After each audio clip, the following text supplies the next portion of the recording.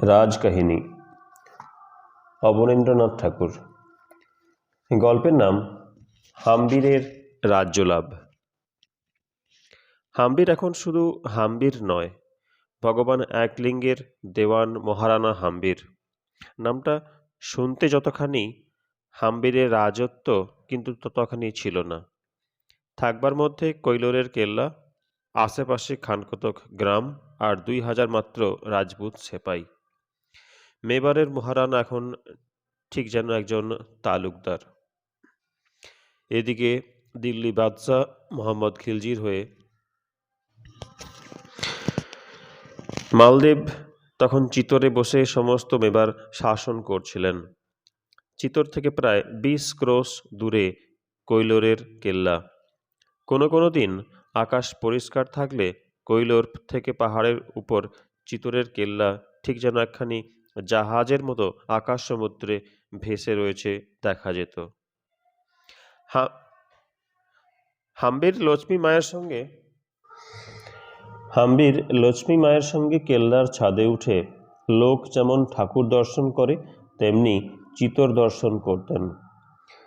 সেই সময় সূর্যের আলোয় সকালবেলায় সোনার আকাশপটে রাজপ্রাসাদের পাথরের দেওয়াল, দেব মন্দিরের সোনার চূড়া নিয়ে পাহাড়ের উপরে চিতরের কেল্লা ধীরে ধীরে ফুটে উঠত। হাম্বির বলতেন, ওই দেখো মা, আমার জাহাজ দেখা দিয়েছে। রানীমা বলতেন, জাহাজ তো তৈরি আছে, তুই যদি ঘুম দিতে থাকিস তবে জাহাজ বেদখল হয়। হাম্বির বলতেন, এ জাহাজ মারে কার সাধ্য। হাম্বির যে ঘুম দিচ্ছিলেন না, এ কথা লক্ষ্মী রানী অতি অল্প দিনেই জানতে পারলেন। সেদিন দিওয়ালির পূজা। সন্ধ্যাবেলা হাম্বির এসে মাকে বললেন, মা, দেওয়ালির আলো দেখবে তো ছাদে এসো। রানীমা হেসে বললেন, আচ্ছা, তুই এত বড় হলি, তবু মায়ের সঙ্গে তামাশা করার রোগটা তোর আর এখনো গেল না? এই মাঠের মধ্যে দেওয়ালির আলো কোথায় পেলি? এ কি তোর চিতর যে ঘরে ঘরে লোকে আলো দেবে? দেখবে দেখবে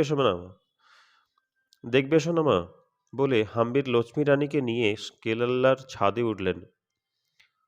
কার্তিক মাসের অমাবস্যা, কিন্তু আকাশ ছেয়ে তারা ফুটেছিল, যেন দেবতারা ফুল ছড়িয়ে গেছেন। রানীমা অবাক হয়ে আকাশের দিকে চেয়ে আছেন।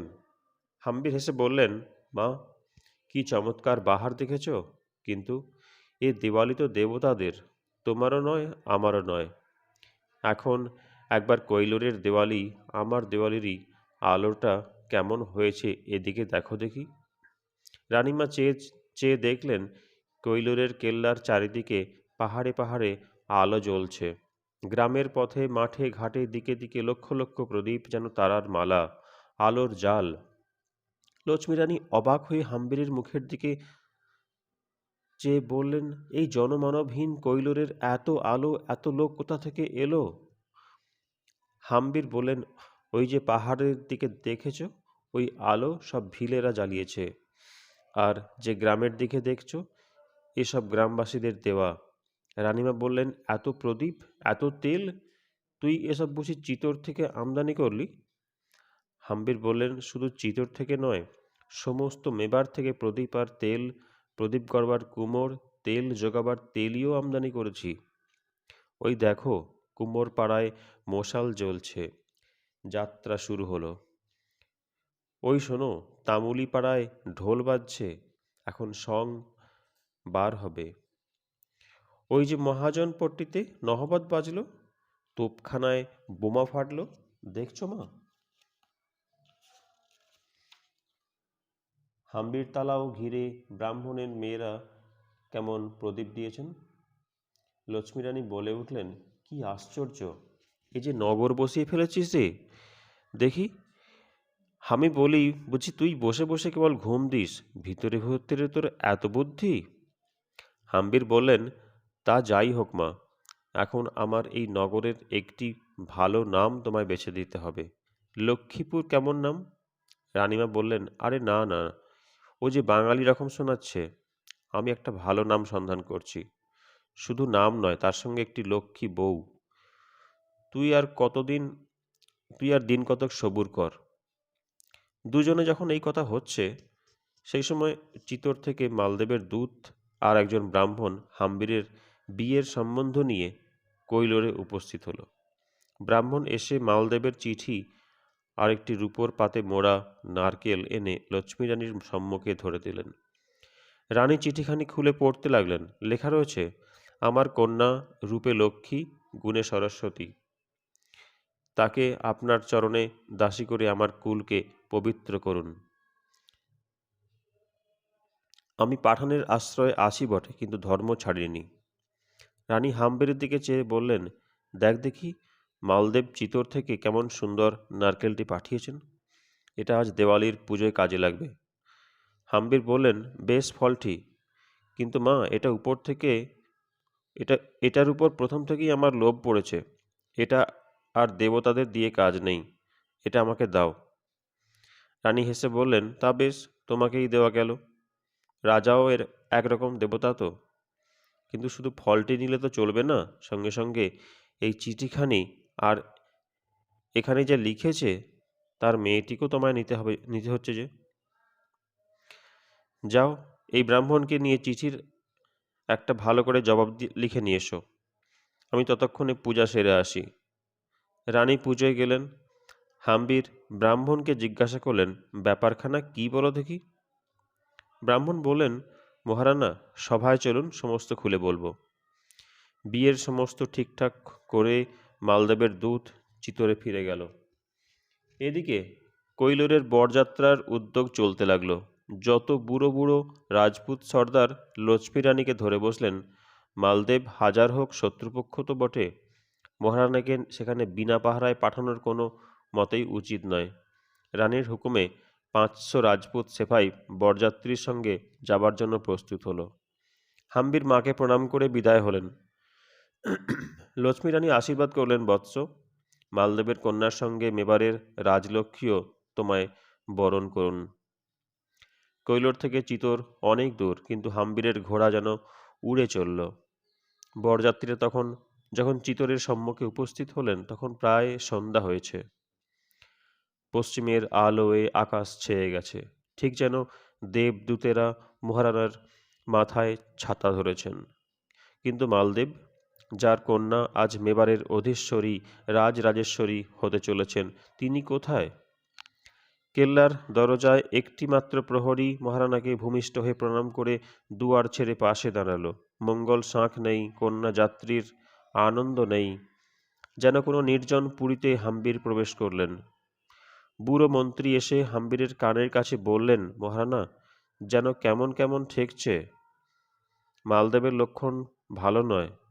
আমার মতে কেল্লার মধ্যে প্রবেশ করা উচিত হয় না। হাম্বির বললেন, নিজের কেল্লায় প্রবেশ করব, তাতে আবার ভয়টা কি? চলে এসো। সেই সময় ফটকের এক কোণ থেকে মালদেব এসে বললেন, মহারানা, আমারও সেই আশা ছিল। আপনি নিজের ঘরে আসছেন, তার জন্য আবার অভ্যর্থনাই বা কি, বাজনা বাদ্যই বা কেন? মন্ত্রী বললেন, মালদেব, তুমি কি জানো না, রাজপুতদের নিয়ম আছে বিবাহের রাত্রে ফুলের কেল্লা দখল করে তবে কন্যাকর্তার বাড়িতে বর প্রবেশ করেন। তোমার কন্যার সখীরা সে আয়োজন করেননি কেন? মালদেব বললেন, মন্ত্রী, আমি কন্যার পিতা বটে, কিন্তু আমার বাড়ি আমার কোথা। এটা যে মহারানার নিজেরই কেল্লা। নিজের ঘরে নিজে মহারানা এসে প্রবেশ করেছেন, সেখানে আমার কন্যার সখীরা এসে তাকে বাধা দিতে সাহস পাবে কেন? মন্ত্রী একটু হেসে বললেন, দেখছি বাদশাহের মজলিসে আনাগোনা করে আপনার কুসংস্কারটা অনেকটা দূর হয়েছে। এখন চলুন, বিবাহ কার্য সুসম্পন্ন করুন। লক্ষ্মী রানীর হুকুম, আজ রাতেই বরকন্যা নিয়ে আমরা কৈলোরে ফিরে যাব। হাম্বিরের পিতামহ যে রাজসভায় বসে রাজত্ব করতেন, সেই ঘরে হাম্বিরকে নিয়ে মালদেব যখন উপস্থিত হলেন, তখন হাম্বিরের বুকের ভিতরটা কেমন যে করে উঠল তা বলা যায় না।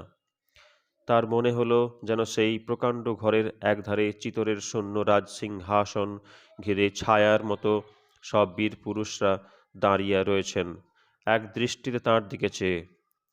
তাঁদের গায়ে সোনার সাঁজোয়া, হাতে খোলা তলোয়ার, মুখে কারু কথা নেই। হাম্বিরের সঙ্গে যত রাজপুত এসেছিল সবাইকার চোখ সেই সিংহাসনের দিকে। প্রকাণ্ড ঘরের আবছায়া অন্ধকারে চিতরের শূন্য সিংহাসনের উপরে সোনার রাজছত্র আলো পেয়ে একবারে ঝলমল করছে, আবার যেন অন্ধকারে মিলিয়ে যাচ্ছে। হাম্বিরের সঙ্গে 500 রাজপুত সেই সিংহাসনকে নমস্কার করে যেমন উঠে দাঁড়ালেন, অমনি সেই অন্ধকার ঘর যেন আলো করে কমলকুমারী সখীদের সঙ্গে এসে হাম্বিরের গলায় পদ্মফুলের মালা দিলেন। চিতরের রাজলক্ষ্মী এতদিন অনাথা বিধবার মতো শূন্য রাজপুরে যেমন একা ছিলেন, আজ যেন কতদিন পরে চিতরের রাজকুমার এসে তাকে হাত ধরে বরণ করে নিলেন। কতদিন পরে চিতরের কেল্লায় আর একবার মঙ্গল শাঁখ বেজে উঠল। চিতরের গড় বড় বড় তালাবন্ধ ঘর নিয়ে এতদিন শূন্য পড়েছিল। আজ সেই শাঁখের শব্দে 500 রাজপুতের তলোয়ারের ঝনঝনায় একবার যেন লোকারণ্য বোধ হতে লাগলো, যেন তার আগেকার শ্রী আবার ফিরে এলো।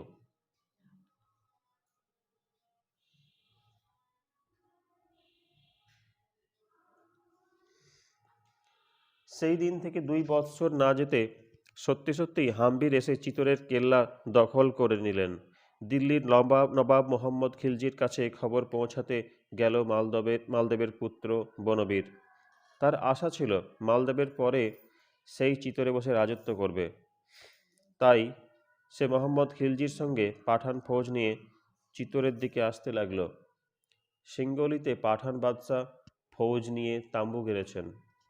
লক্ষ্মী রানীর সঙ্গে কমলকুমারী আর 1 বছরের রাজকুমার ক্ষেত সিংহকে আর একবার কৈলোরের কেল্লায় পাঠিয়ে দিয়ে হাম্বির যুদ্ধে গেলেন। বাঘ যেমন হরিণের পালের উপর ঝাঁপিয়ে পড়ে, তেমনি রাজপুত সৈন্য পাঠান ফৌজের উপর গিয়ে পড়ল। সেবার মোহাম্মদ খিলজিকে আর দিল্লির মুখে ফিরে যেতে হলো না। হাম্বির তার 2 পায়ে শিকল দিয়ে চিতরের কেল্লায় এনে তাকে বন্ধ করলেন। বনবীরেরও সেই দশা। কমলকুমারীর ভাই বলে সে যাত্রা হাম্বির তাকে প্রাণে না মেরে বন্দি করে কৈলোরে নিয়ে উপস্থিত হলেন। হাম্বির থাকলেন কৈলোরে, আর চিতরে কড়া পাহারার মধ্যে থাকেন দিল্লির বাদশাহ মোহাম্মদ খিলজি। 1 মাস, 2 মাস, 3 মাস যায়, হাম্বির আর চিতরে যাবার নাম গন্ধ করেন না। একদিন লক্ষ্মী রানী তাকে ডেকে বললেন, তুই কি পাঠান বাদশাকে চিতরে ছেড়ে দিলি নাকি? যেখানে তোর রাজ সিংহাসন, সেই চিতর ছেড়ে কৈলোরে এসে বসে থাকার তোর সাজে না। তোর রাজা হয়ে রাজ সিংহাসনে বসবার ইচ্ছে নেই কি? হাম্বির বললেন, মা, চিতরের সিংহাসনে বসতে হলে কি চাই তা জানো? শুধু মুঞ্জ ডাকাতের হাত থেকে চিতরের রাজমুকুট কিংবা পাঠান ফৌজের কাছ থেকে চিতর গড়টা কেড়ে নিলে বাপ্পারাওরা সিংহাসনে বসা যায় না। ভবানী মায়ের হাতের খাঁড়াখানি যতদিন না সন্ধান করে পাওয়া যায় ততদিন তো রাজা হওয়া যাবে না। আগে সেই খাঁড়াখানির পুজো দিয়ে তবে সিংহাসনে বসা চাই। সেই খাঁড়া যে এখন কোথায় তা কেউ জানে না। কেউ বলে পাঠানেরা লুটে নিয়ে গেছে, কেউ বলে রানী পদ্মিনীর সঙ্গে সে খাঁড়া চিতার আগুনে ছাই হয়ে গেছে। লক্ষ্মী রানী বললেন, আমি এ দুটোর কথার একটাও বিশ্বাস করি নে। লোকে যাই বলুক, আমার বিশ্বাস ভবানীর খাঁড়া এখনো চিতরেই আছে। কেবল চিতরে এমন কেউ কাজের লোক নেই যে সেই খাঁড়াখানি যত্ন করে সন্ধান করে। লোকেরই বা দোষ দিই কেন? চিতরের যে রাজা, তাঁরই যখন কোনো চেষ্টা দেখা যাচ্ছে না, তখন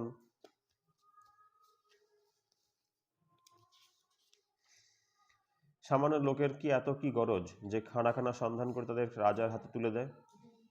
সেই দিন হাম্বির মায়ের পায়ে হাত দিয়ে শপথ করলেন, ভবানীর খাঁড়া উদ্ধার করে তবে অন্য কাজ।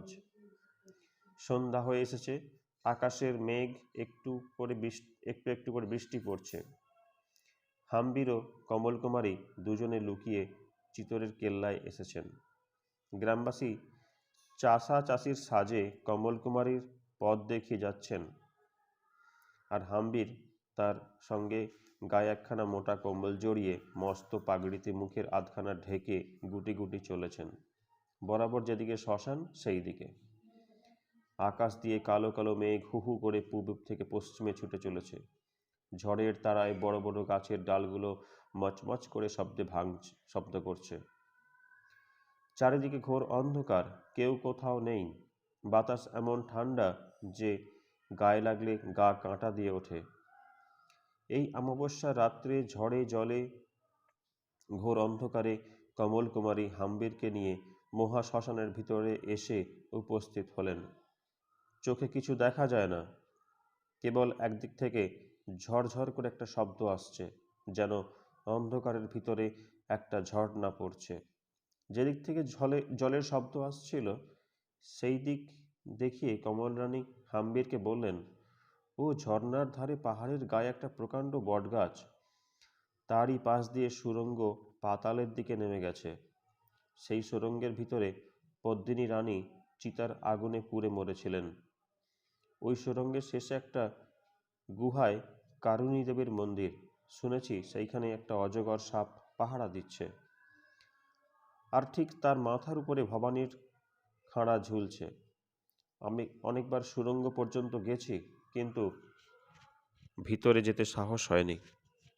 হাম্বির বললেন, তুমি সুড়ঙ্গ পর্যন্ত আমার সঙ্গে চলো, সেই বটগাছের তলায় তোমাকে রেখে আমি ভিতরে যাব। শ্মশানের এক ধার দিয়ে একটা বাঁকা বাঁকা সরু পথ অন্ধকারের দিকে নেমে গেছে। দুজনে সেই পথে পায়ে পায়ে চললেন। কত দূর চলে সামনে একটা জলের নালা, আর রাস্তা নেই। পাথর কেটে ঝর্ণার জল কলকল করে ছুটে চলেছে। নালার জল 1 হাঁটু, কিন্তু বরফের মতো ঠান্ডা, পা রাখা যায় না।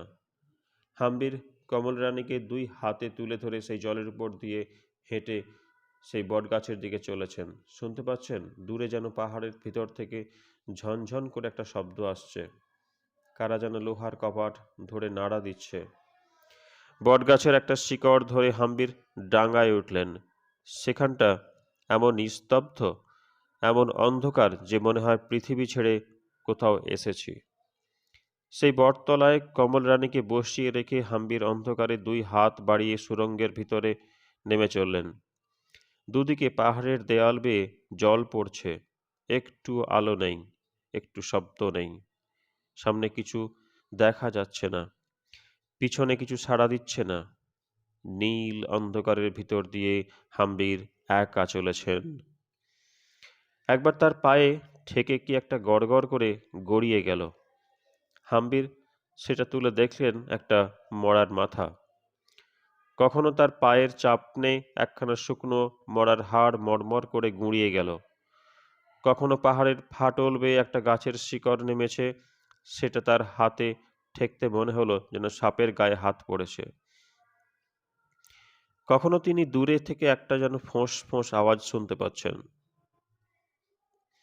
কখনো মনে হচ্ছে কারা যেন ফিস ফিস করে কথা বলছে। এক এক জায়গায় আলিয়া একবার দপ করে জ্বলেই নিভে যাচ্ছে। কোথাও মনে হচ্ছে পাথরের দেওয়াল কত দূরে সরে গেছে। আবার এক এক জায়গায় দেয়াল যেন চেপে পড়তে চাচ্ছে। এক জায়গায় শুনলেন মাথার উপর থেকে কাদের যেন কান্নার শব্দ আসছে। পা যেন তার ছাই গাদায় বসে যেতে লাগলো। মাথার উপর হাম্বির চেয়ে দেখলেন অনেক দূরে নীল আকাশ দেখা যাচ্ছে। চারিদিকে তার গোল পাথরের দেওয়াল, কোনো দিকে তার যাবার পথ নেই। সেই অন্ধকূপ এর ভিতরে হাম্বির চারিদিক হাতড়ে বেড়াতে লাগলেন। নিচে পথ নেই, উপরে পথ নেই, আশেপাশে পাথরের দেওয়াল, তারই মাঝে স্তূপাকারে ছাই, চলতে গেলে পা বসে যায়। কতক্ষণ হাম্বির সেইখানে দাঁড়িয়ে রয়েছেন, এমন সময় পাথরের দেয়ালের উপর থেকে শুনলেন শাঁখ ঘণ্টার শব্দ আসছে। দেখতে দেখতে হাম্বির এর চোখের সামনে খানিকটা পাথরের দেওয়াল দুফাঁক হয়ে সরে গেল। সেই ফাঁক দিয়ে হাম্বির দেখলেন গেরুয়া কাপড়, রুদ্রাক্ষের মালা পরা 5 জন ভৈরবী আগুনের উপরে একখানা প্রকাণ্ড লোহার কড়া নিয়ে ঘিরে বসে রয়েছেন। অনেক দূরে কারুণী দেবীর সোনার মূর্তি আগুনের আলোয় ঝকঝক করছে। হাম্বির নির্ভয়ে কারুণীর মন্দিরে, যেখানে ভৈরবীরা বসে রয়েছেন, সেখানে উপস্থিত হলেন। হাম্বিরকে দেখে ভৈরবীরা বিকট চিৎকার করে বলে উঠলেন, কে রে তুই, কি চাস? হাম্বির নির্ভয়ে বললেন, আমি এসেছি যা আমার তাই চাইতে। মা ভবানী বাপ্পাকে যে খাঁড়া দিয়েছিলেন সেই খাঁড়া এইখানে আছে, আমি তাই চাই। তারই জন্যে আমার মা আমাকে পাঠিয়েছেন। আমি চিতরের রানা হাম্বির। ভৈরবীরা হাম্বিরের কথার উত্তর না দিয়ে আগুনের উপর সেই লোহার কড়াখানার দিকে দেখিয়ে দিলেন। হাম্বির ছুটে গিয়ে যেমন সেই কড়াখানার ভিতরে হাত দিয়েছেন, অমনি কোথায় সে আগুন, কোথায় সে কড়া, কোথায় বা ভৈরবীর দল? হাম্বির দেখলেন ভবানীর খাঁড়া হাতে তিনি কমল রানীর কাছে এসে দাঁড়িয়েছেন, আর অজগর সাপের মতো খানিকটা ধোঁয়া সেই সুরঙ্গের মুখ থেকে বেরিয়ে চলেছে আস্তে আস্তে আস্তে। হাম্বির ভবানীর খাঁড়া হাতে যেদিন চিতরের রাজসিংহাসনে উঠে বসলেন, সেদিন সমস্ত রাজস্থানে জয় জয়কার পড়ল। দিল্লির বাদশাহ মোহাম্মদ খিলজি সেদিন 50 লাখ মোহর হাম্বিরকে নজর দিয়ে প্রতিজ্ঞা করলেন, এ জীবনে আর চিতর মুখ হবেন না। তবে তিনি ছাড়া পেলেন। কমলকুমারী হাম্বিরকে ভবানীর খাঁড়াখানির সন্ধান দিয়েছিলেন বলে হাম্বির তার কথায় বনবীরকে ছেড়ে দিলেন, আর কৈলোরের কেল্লার নাম রাখলেন কমল মীর। লক্ষ্মী রানী হাম্বিরকে সিংহাসনে বসিয়ে উজালা গ্রামে তার বাপের বাড়ি চলে গেলেন, তার সেই ছেলেবেলার ঘরে, নদীর পাড়ে, ক্ষেতের ধারে। সমাপ্ত।